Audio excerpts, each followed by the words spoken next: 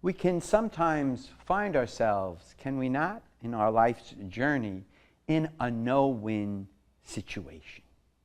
Think about it. In families, trying to negotiate how to divide an estate and deciding what is fair, right, and just.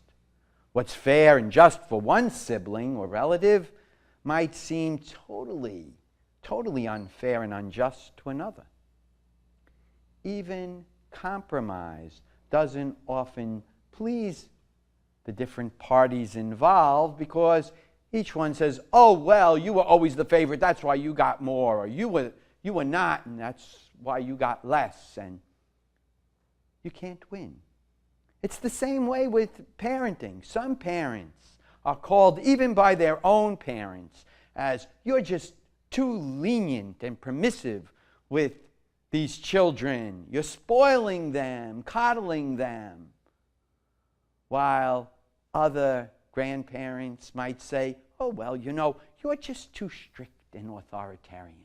You have to lighten up a bit. This also often happens in leadership, when you feel you're in between a rock and a hard place. Take church leaders or pastors like me. Some pastors, some church leaders are criticized for being too strict, others for not being strict enough.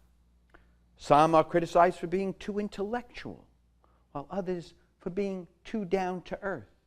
Some are criticized, hey, Father, you're just being too political, while others will say, how come you're not speaking about the political situation in our world and country? Some are accused of being too liberal or too conservative, too traditional, or too progressive. I actually have heard them all. I'm one person. But people in my 41 years as a Jesuit and 31 years as a priest have accused me of both sides. But I take consolation in today's gospel because Jesus understood. You can't win. You're sometimes in the middle and you can't please everybody. The problem is when the people see from their point of view what other people are doing, they're sometimes very cruel and mean, thinking that their point of view is the only point of view. Yet, we hear in the gospel, wisdom is glimpsed by those with eyes to see. We can also say it's glimpsed by hearts that are open to the right balance. And what's that right balance? We hear of it in the first reading. That's the antidote for when you feel like you're in a no-win situation, or when you think somebody else is wrong and you're tempted to be cruel and harsh about their decisions and their point of view. What Paul gives us is all these different aspects of love. And he wants us to discern among them. It's a beautiful passage to sit with and meditate over. Our Holy Father, Pope Francis, in March 2016, issued a beautiful apostolic exhortation called Amoris Laetitia. And in it, he takes that passage, which is used at so many weddings, that passage, that lyrical passage of St. Paul's about love in 1 Corinthians 13. And he looks at every single aspect of that passage that's describing love for us.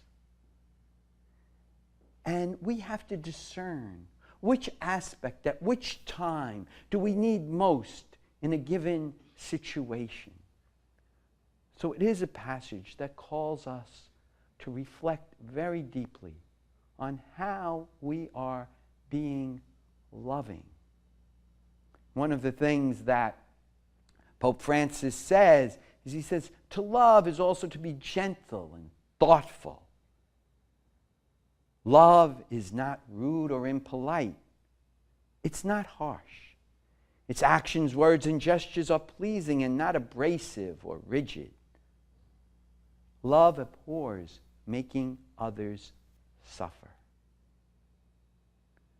And you know, Paul says in Ephesians chapter 4, verse 15, speak the truth in love.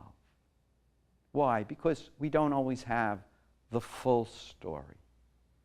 And really, as disciples of Jesus Christ, we know that God is love, and we're called to love as best we can.